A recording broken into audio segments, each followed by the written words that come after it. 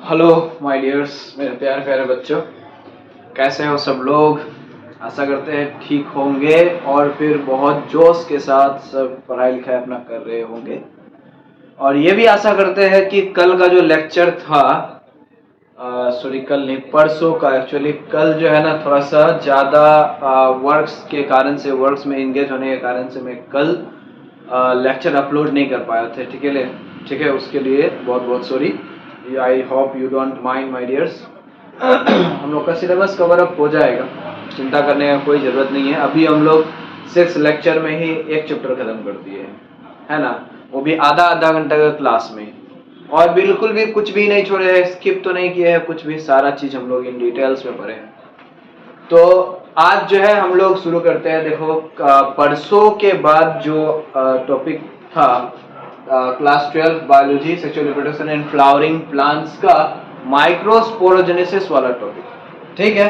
हम लोग जो है ना पिछले क्लास में क्या पढ़े थे, पिछले क्लास में हम लोग पढ़े थे देखो ये क्या है, ये this is the filament and this one is the anther of the filament, ठीक है। तो यहाँ पर ये एंथर जो है, एंथर को अगर हम लोग डाइसेक्ट करके देखते हैं तो एंथर के अंदर से इस तरह का, एंथर के अंदर में जो है ना इस तरह का स्ट्रक्चर पाए जाते हैं। एंथर मतलब डाइथेकस एंड बाइलोब्ड होते हैं। So anther appears like this, इस तरह का एंथर जो है ना अपीयर करेगा, ठीक है। थोड़ा सा डायग्राम यहाँ पर गड़बड़ हो रहा है, कोई बात नहीं। यहाँ पर जो है ये चार जो यहाँ पर ये हम बनाए हैं ना, this are the pollen sac कहते हैं, SAC, this are the pollen sacs, okay. Pollen sac के अंदर में क्या होता है, पोलन सैक के अंदर में होता है, ये पोलन सैक के अंदर में होता है sporogenous tissue. Pollen sac contains sporogenous tissue होते हैं पोलन सैक के अंदर। ये स्पोरोजेनस टिश्यू जो है ये बनता है किस चीज से, ये बनता है स्पोर मदर सेल से। कल ही ये चीज हम लोग पढ़े थे, स्पोर मदर सेल से बनता है। कौन सा spore, microspore, microspore mother cell से बनता है। ऑल्सो कॉल्ड एज, क्या भी कहते हैं इसको हम लोग पोलन मदर सेल्स भी कहते हैं, ठीक है ना, PMC, पोलन मदर सेल भी कहते हैं। Now you see, sporogenous tissue के अंदर में माइक्रोस्पोर मदर सेल और पोलन मदर सेल जो होता है, ये जो है ना क्या है, ये डाइप्लॉइड इन नेचर होते हैं। Twice n means diploid nature, ठीक है ना। यही मान लेते हैं यही है एक पोलन मदर सेल, ओके। ये क्या है, इसका जो न्यूक्लियस है ये डाइप्लॉइड न्यूक्लियस है, ट्वाइस एन। यहाँ पर जो है ना इसी से बनता है हम लोग का ये माइक्रोस्पोर मदर सेल जो है, इसी सेल से बनता है माइक्रोस्पोर्स। और वही माइक्रोस्पोर जो है उससे डेवलप होकर के बनता है पोलन ग्रेन्स।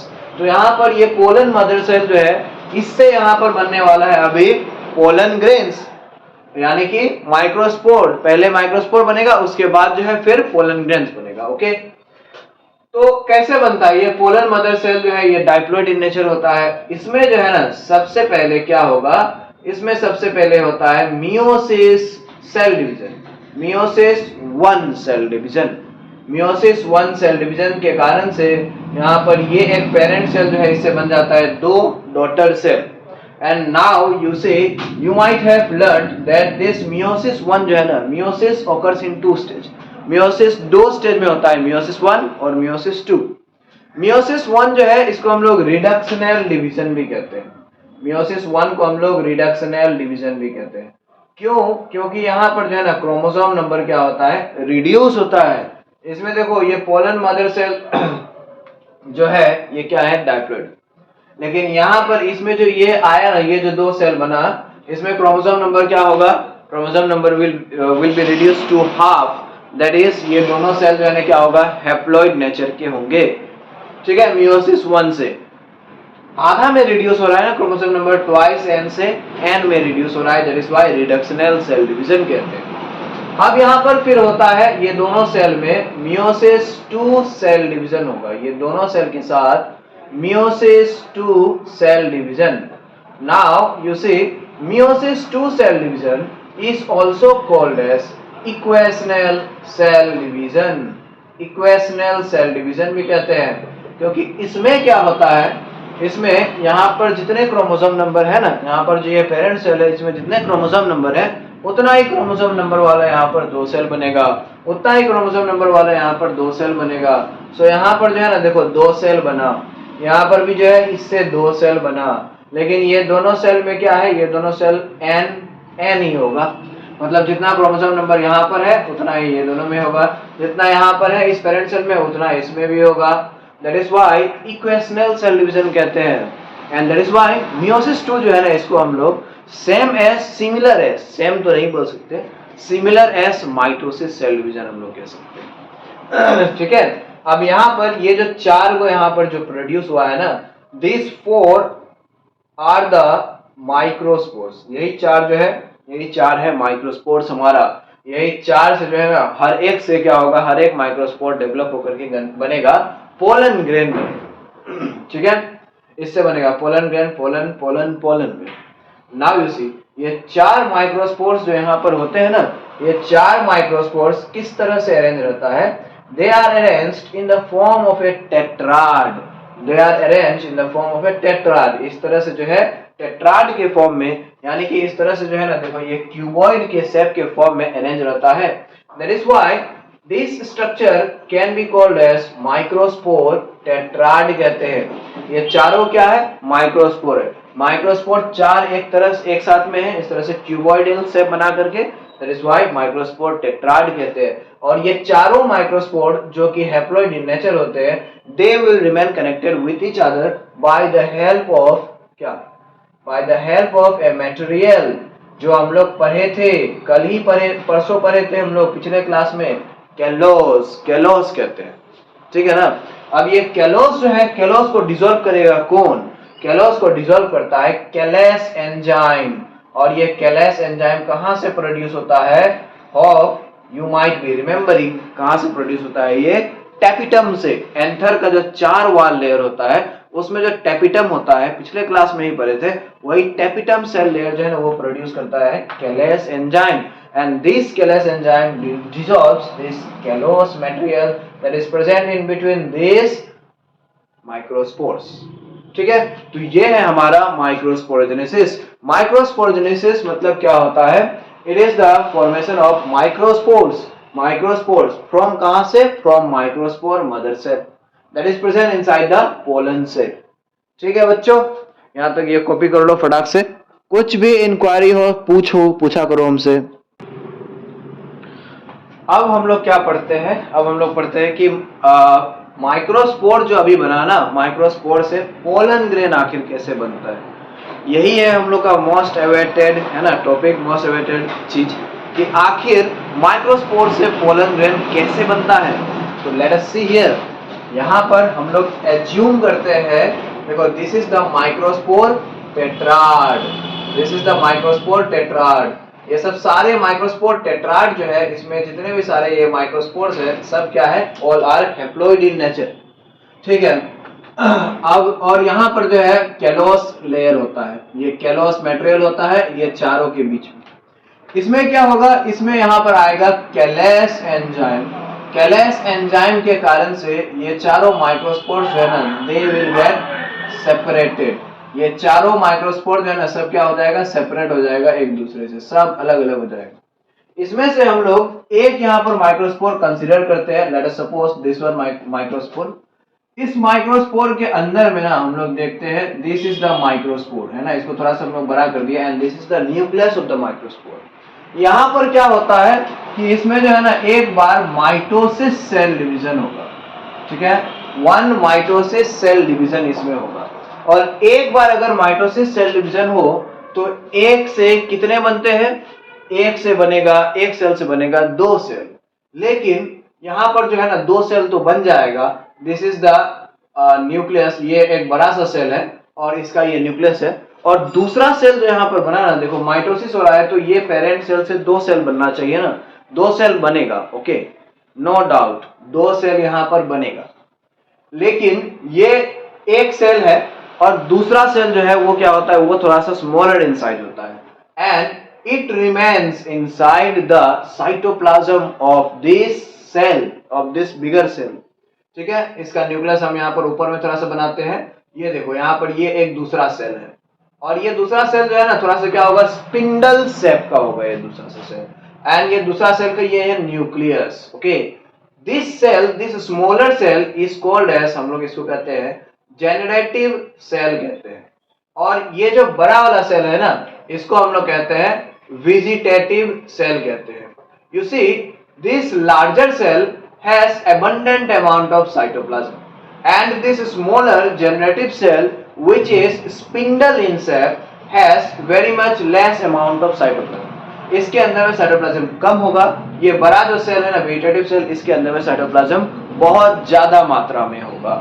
ओके, अब ये वेजिटेटिव सेल जो है ये भी क्या होता है, हैप्लॉइड है, और जनरेटिव सेल जो है इसका भी न्यूक्लियस हैप्लॉइड है, क्योंकि यहाँ पर ये माइक्रोस्पोर जो है ना यही तो हैप्लॉइड है। देखो हैप्लॉइड है ना, यही है ना, इसी से ना ये एक लिए है, हैप्लॉइड है। हैप्लॉइड में माइटोसिस होगा तो क्या बनेगा, हैप्लॉइड ही बनेगा। माइटोसिस मतलब जितना क्रोमोसोम नंबर है पेरेंट में उतना ही जो है ना डॉटर में बनेगा। अगर पेरेंट ट्वाइस एन है, डाइप्लॉइड है, तो डॉटर सेल जो है वो भी डाइप्लॉइड। अगर पेरेंट थ्राइस एन है, ट्राइप्लॉइड है, तो डॉटर सेल भी क्या होगा, ट्राइप्लॉइड ही बनेगा। नाउ यू सी एक वेजिटेटिव सेल है और एक जनरेटिव सेल है। नाउ यहां पर जो है ना generative cell remains embedded inside the vegetative cell, inside the cytoplasm of the vegetative cell. So this structure is called as, क्या कहते हैं इसको हम लोग, इस स्ट्रक्चर को हम लोग कहते हैं cell within a cell structure कहते हैं। क्योंकि यहाँ पर हम लोग देख सकते हैं कि एक छोटा सा जो ये जनरेटिव सेल है ना, ये एक्चुअली ये बड़ा जो वेजिटेटिव सेल है इसका साइटोप्लाज्म के अंदर में एम्बेडेड है, फ्लोट करते रहता है साइटोप्लाज्म के अंदर में एम्बेड होकर के। ठीक है, अब इसमें क्या होगा, इसमें जो है ना मेरे प्यारे प्यारे बच्चों, एक बार और यहाँ पर माइटोसिस सेल डिवीजन होगा इसमें, एंड माइटोसिस सेल डिवीजन होकर के देखो यहाँ पर वेजिटेटिव सेल और जनरेटिव सेल का पहले हम लोग को फंक्शन समझना पड़ेगा। वेजिटेटिव सेल जो है ना ये क्या करता है, वेजिटेटिव सेल ये जो है इट स्टोर्स क्या चीज, नरिशमेंट, ये जो है ना नरिशमेंट स्टोर करता है एंड सप्लाईज, एंड सप्लाई करने का काम करता है, किसको, to the generative cell. Vegetative cell जो है अपने साइटोप्लाज्म, इसका साइटोप्लाज्म बहुत एबंडेंट होता है, थिक होता है, डेंस होता है, गाढ़ा होता है ना, तो ये अपने एबंडेंट साइटोप्लाज्म में जो है ना फूड स्टोर करके रखता है, और वो फूड जो है दे देता है किसको, जनरेटिव सेल को दे देता है। जनरेटिव सेल जो है ये फिर क्या करता है, generative cell is the cell which is responsible for producing the male gametes. तो देखो मेल गैमेट्स में हम लोग आने वाले हैं। अब यहाँ पर देखो क्या होगा, यहाँ पर ये जो है जनरेटिव सेल जो है, ये वेजिटेटिव सेल जो है ये तो नरिशमेंट देते देते देते देते वेजिटेटिव सेल खत्म हो जाएगा। ठीक है, वो खत्म होने के बराबर हो जाएगा, वेजिटेटिव सेल जो है डिजेनरेट होते जाएगा। लेकिन ये जो जनरेटिव सेल है ना ये क्या होता है, this generative cell divides into two. ये जनरेटिव सेल ये है किसका, ये है वेजिटेटिव सेल का न्यूक्लियस है ये, और यहाँ पर जो है ना ये जनरेटिव सेल दो पार्ट में डिवाइड हो गया, दो सेल में डिवाइड हो गया, and this two are the male gametes, haploid in nature. ये जो है ना बहुत सारे प्लांट्स में क्या होता है कि पॉलिनेशन जब हो जाएगा, जब पोलन ग्रैंड स्टिग्मा के सरफेस पे लैंड हो जाएगा, तब ये प्रोसेस जो है ना होता है mostly after pollination. After pollination ये होता है, ठीक है ना। और बहुत सारे प्लांट्स में फिर क्या होता है कि बिफोर पोलिनेशन भी हो जाता है, मतलब पोलन ग्रैंड जो है ना स्टिग्मा के सरफेस पे लैंड होने से पहले ही ये प्रोसेस हो जाता है, मतलब मेल गैमेट बनने का प्रोसेस। और बहुत सारे प्लांट्स में फिर क्या होता है कि पोलिनेशन के बाद ये प्रोसेस जो है ना होता है। तो मेरा कहने का मतलब यही है कि चाहे पोलिनेशन के बाद हो या फिर पहले हो, जनरेटिव सेल जो है it will divide and develop into what, two male gametes. ठीक है, अब देखो इसके अंदर में दो मेल गैमेट्स है। अब फिर क्या होता है, ये जो पोलन ग्रेन है ना, ये पोलन ग्रेन में this is the vegetative cell, vegetative cell के ये न्यूक्लियस है and this two are the male gametes है। क्या होता है कि इसके बाहर में जो है ना, इसके बाहर में यहाँ पर एक लेयर डेवलप करेगा। ठीक है, इसके बाहर में एक यहाँ पर ये लेयर डेवलप करता है। ये जो यहाँ पर लेयर डेवलप किया है ना, ये इनर लेयर है। इसके बाहर में एक और लेयर इस तरह से जो है ना डेवलप करता है। ये जो है लेयर जो मैं अभी बना रहा हूँ, this layer is made up of the hardest natural substance, hardest organic substance, okay, organic natural substance known, and this is known as, ये जो मटेरियल जिस चीज से ये जिससे इस मटेरियल से ये लेयर बनता है ना, इस मटेरियल को हम लोग कहते हैं स्पोरोपोलेनिन कहते हैं, स्पोरोपोलेनिन। इट इज द ये क्या करता है, इट इज देखो it is resistant to a number, it is resistant to a number of environmental factors, to a number of environmental conditions. जैसे कि बहुत हाई टेम्परेचर को ये स्पोरोपोलेनिन, ये एक ऐसा मटेरियल है जो हाई टेम्परेचर को झेल लेता है, एसिडिटी को, बेसिसिटी को झेल लेता है, बहुत कोल्ड इन्वायरमेंट को भी झेल लेता है ये, ठीक है ना। कोई केमिकल्स इसको जल्दी आसानी से अटैक नहीं कर सकता है। अभी तक जो है ना ऐसा कोई एंजाइम दुनिया में नहीं है जो क्या कर सके, जो स्पोरोपोलेनिन को जो है ना, नेचुरली ऑकरिंग एंजाइम नहीं है दुनिया में जो स्पोरोपोलेनिन को डिसॉल्व कर सके। जो कितना कमाल का ये मटेरियल है sporopollenin, it is the most resistant, one of the most resistant materials on earth, found on earth, ठीक है। तो ये क्या करता है, ये स्पोरोपोलेनिन जो है ये बनाता है इसका आउटर लेयर, पोलन ग्रेन का आउटर लेयर। पोलन ग्रेन का आउटर लेयर को हम लोग क्या कहते हैं, एक्साइन कहते हैं। पोलन ग्रेन का इनर लेयर जो है ना, इसको हम लोग कहते हैं इंटाइन कहते हैं। पोलन ग्रेन का inner layer is known as intine and the outer layer is known as क्या कहते हैं, एक्साइन कहते हैं। अब यहाँ पर देखो इसके अंदर में ये वेजिटेटिव सेल का न्यूक्लियस है और ये दो जो है this are the nuclei of generative cell. Now you can see there are some regions where this sporopollenin is very much thin. यहाँ पर ये sporopollenin जो है ना बहुत ज्यादा पतला है। These regions where sporopollenin are too much thin, ये सब रीजन को हम लोग कहते हैं जर्म पोर्स कहते हैं। और ये वही रीजन है जहां से क्या होगा, पोलन ट्यूब जो है ना बाहर निकलेगा। क्योंकि देखो स्पोरोपोलेनिन तो बहुत हार्ड होता है, इसको डिजॉल्व करना आसान बात नहीं है। तो अगर पोलन ट्यूब इधर से ऐसे करके निकलेगा तो बहुत मुश्किल होगा। तो क्या करता है पोलन ट्यूब जो है यहाँ पर ये जो जर्म पोर है ना, जर्म पोर के तरफ से ऐसे करके ये पोलन ट्यूब डेवलप करता है, अराइज करता है, ठीक है ना। क्योंकि जर्म पोर जो है, जर्म पोर में स्पोरोपोलेनिन क्या होता है, बहुत थिन होता है। Now dear students, this is the structure of a pollen grain. Pollen grain जो है ना यूजुअली क्या होता है, स्फेरिकल इन नेचर होता है। पोलन ग्रेन स्फेरिकल शेप का होता है। पोलन ग्रेन्स का साइज कितना होता है, पोलन ग्रेन्स का साइज जो है ना 25 to 50 माइक्रोमीटर इन डायमीटर होता है, ठीक है, micrometre in diameter. So what is 1 micrometre equal to, 1 micrometre जो है ये 10 to the power -6 मीटर के बराबर होता है। सबको पता है, लोअर क्लासेस में पढ़ते आए ही होंगे। तो इतना छोटा साइज का होता है। देखो why are they so much small, they are so much small so as they can be easily dispersed by wind, ताकि जो है ना wind dispersal या फिर वाटर डिस्पर्सल जो है ना बहुत आसानी से हो सके, इसीलिए पोलन ग्रेन्स जो है ना इतना ज्यादा माइक्रोस्कोपिक साइज का होता है, ठीक है। समझ रहे हो, पूरा फुल जोश के साथ एकदम समझते रहना है। कुछ भी डाउट होगा, ठीक है ना, मुझे पूछना है और मैं अपना व्हाट्सएप नंबर बार बार देता हूँ, ठीक है ना। लेकिन दो बच्चे का बस इंक्वायरी अभी तक आया है व्हाट्सएप पे मेरा लेक्चर से, और ज्यादा बच्चे का इंक्वायरी नहीं आता है। देखो my dear, if you have any doubt directly inquire me, ठीक है ना। कहीं पर इधर उधर ढूंढने का जरूरत नहीं है, सीधा मुझसे पूछो, ठीक है ना। व्हाट्सएप नंबर मैं दे रहा हूँ, सीधा मुझसे पूछो, ठीक है ना। या फिर डिस्क्रिप्शन में टेलीग्राम चैनल का भी है, देखो इंस्टाग्राम आईडी का भी है ना। प्रोएक्टिव एकेडमी हमारा इसका भी है, करण झा मेरा नाम से भी है। So you see those things, ठीक है ना। लेट अस रिमेन कहने का मतलब ये है कि let us remain connected by emotions, ठीक है ना। Let us remain connected by emotions. If you have any other problem also besides study, then you inquire me, ठीक है ना। I will try to spare time for you, I will try to help you out my dear students. मैं guide करना चाहता हूँ, I want to guide you, I want to make you the perfect person, ठीक है। Because I know during this stage, during this teenager stage, many problems you will be facing. Okay, I have also experienced many problems. So I want to just guide you during this stage. So if you have any problems, just inquire me. I am ready forever to help you. Like your elder brother. है ना? ज़्यादा ऐसा तो नहीं है, मेरा elder brother ही कहेंगे, चाचा उचा मत कह देना फिर। So wind dispersal जो है, wind dispersal, water dispersal आसानी से हो सके, इसलिए जो है क्या होता है, ये इतना स्मॉलर साइज का होगा, माइक्रोस्कोपिक साइज का होगा। अब देखो ये पोलन ग्रेन्स जो है ना, इसका सिग्निफिकेंसेस भी है और इसका जो है ना डिसएडवांटेज भी है। पोलन ग्रेन का सिग्निफिकेंसेस क्या है कि ये जो है, this is pollen grain is used in the form of tablets and syrups.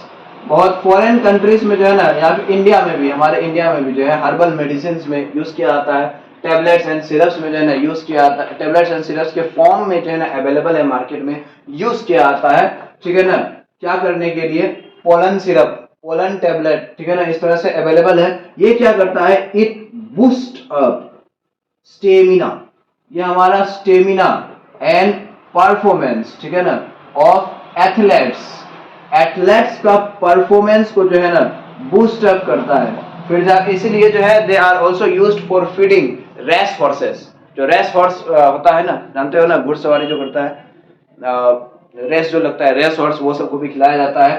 फिर बहुत सारे एथलेट्स जो है, एथलेट्स भी जो है ना ये कंज्यूम करता है tablets and syrups of pollen grain, ताकि स्टेमिना एंड परफॉर्मेंस जो है बढ़े। लेकिन इसका जो है ना डिसएडवांटेज क्या है कि इट कॉजेस पोलन एलर्जी करता है।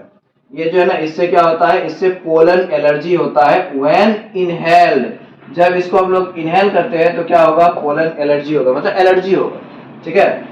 और फिर अगर हमारा ये, इसको अगर हम लोग डीप इनहेल कर लेते हैं थोड़ा सा, if deep inhale then it causes many respiratory problems, जैसे कि अस्थमा हो सकता है ना, रेस्पिरेटरी प्रॉब्लम्स होगा, अस्थमा हो सकता है, एम्फाइसेमा नाम का जो बीमारी है ना वो सब हो सकता है अगर हम लोग बहुत अंदर तक इनहेल कर लेते हैं तो।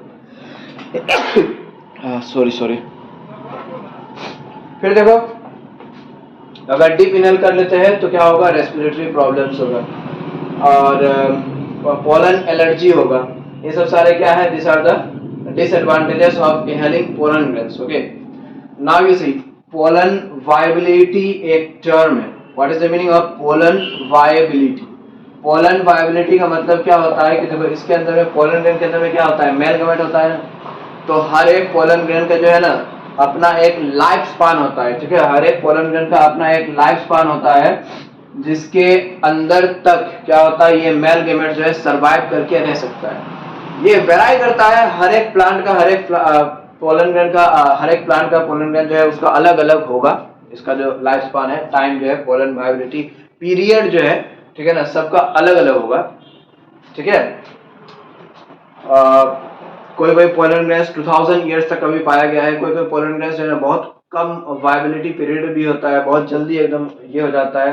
वो डिपेंड करता है कि ये स्पोरोपोलिन जो है ना कितना ज्यादा है उस पोलन ग्रेन के अंदर। अगर ज्यादा स्पोरोपोलिन है तो वो पोलन ग्रेन जो है ना ज्यादा लंबा समय तक टिकेगा, क्योंकि उसको जो है कोई भी केमिकल से जल्दी आसानी से अटैक नहीं कर पाएगा और मेल गमेट जो है वो एकदम सर्वाइव करके रहेगा।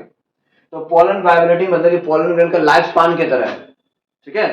It can वेराई from few days to few months and years also। मतलब किसी किसी पोलन ग्रेन का जो है ना few days में पोलन वायबिलिटी खत्म हो सकता है, किसी किसी का जो है ना कुछ महीना, कुछ किसी का कुछ साल तक एकदम पोलन वायबिलिटी हो सकता है, पोलन ग्रेन जिंदा रह सकता है, पोलन ग्रेन के अंदर में मेल गमेट जो है वो सर्वाइव करके रह सकता है, ठीक है। अब देखो, पोलन ग्रेन को अगर हम लोग प्रिजर्व करके रखना चाहते हैं, ठीक है, तो हम लोग क्या कर सकते हैं, हम लोग क्रायो प्रिजर्वेशन टेक्निक हम लोग यूज कर सकते हैं। सो क्रायो प्रिजर्वेशन टेक्निक में जो है ना पोलन ग्रेन्स को हम लोग क्या करते हैं, स्टोर करते हैं, ठीक है ना, कहां पर, in liquid nitrogen, in liquid nitrogen, pollen grain को लिक्विड नाइट्रोजन के अंदर में जो है हम लोग डाल करके, लिक्विड नाइट्रोजन कभी देखे हो, देखे होंगे जरूर, देखो अभी मिलता है ना वो स्मोक पान मिलता है, स्मोक पान, फायर पान जो मिलता है, ठीक है, कहीं कहीं पर इधर उधर मेला उला में या फिर शॉपिंग मॉल ये सब में जो है ना होगा, अवेलेबल होगा फायर पान, आग लगा कर दिया जाता है। फिर स्मोक पान, तो वो स्मोक जो है ना उसमें देखना एक लिक्विड डालेगा, स्मोक पान जो है उसमें लिक्विड डालेगा, और जब भी वो लिक्विड डालेगा ना तब से धुआं प्रोड्यूस होना शुरू हो जाएगा। तो what is that liquid, what is that धुआं, that is the liquid nitrogen है, ठीक है ना, समझा करो ये सब चीज। तो मतलब कि वो पान वाले जो है ना वो तुमको लिक्विड नाइट्रोजन पिला रहे हैं, ठीक है, एंड नथिंग, उसी से जो है वो प्रोड्यूस होता है स्मोक। सो लिक्विड नाइट्रोजन के अंदर में जो है ना पोलन ग्रेन्स को प्रिजर्व करके हम लोग रख सकते हैं बहुत सालों सालों तक, ठीक है ना, एट टेम्परेचर ऑफ कितना, -196 डिग्री सेल्सियस, -196 डिग्री सेल्सियस है, ठीक है ना, 196 नहीं, मतलब बहुत ठंडा, इतना ज्यादा यहाँ पर ठंडा हो जाता है कि ये पोलन ग्रेन्स जो है ये नहीं हो पाता है, डिग्रेड नहीं हो पाता है, ठीक है। तो मेरे प्यारे प्यारे बच्चों, आज हम लोग का सेशन यहीं तक खत्म करते हैं। हम लोग पोलन ग्रेन्स तक पढ़ लिए हैं, कल हम लोग जो है फिर दूसरा टॉपिक के साथ आएंगे। तब तक जो है टेक केयर, और तुम लोग सब्सक्राइब बहुत कम करते हो, लाइक भी बहुत कम करते हो, ठीक है ना, क्यों ऐसा करते हो, कहाँ लेके जाओगे लाइक एंड सब्सक्राइब? और शेयर कहाँ लेकर के जाओगे, शेयर करो अपने फ्रेंड्स के साथ, शेयर करो ताकि वो लोग भी जो है देखें, वो लोग को भी जो है बेनिफिट मिले, ठीक है ना। तो वो सबके साथ शेयर करो, लाइक मार दो एक फटाक से और सब्सक्राइब कर दो चैनल को, ठीक है ना। हेल्प मी, ठीक है ना, to remain updated and to grow, because if you inspire me, if you motivate me, I will also motivate you, ठीक है। सो विद दिस वर्ड्स मिलते हैं फिर हम लोग एक नेक्स्ट अगले क्लास में एक नए लेक्चर के साथ। तब तक जो है all the best, take care.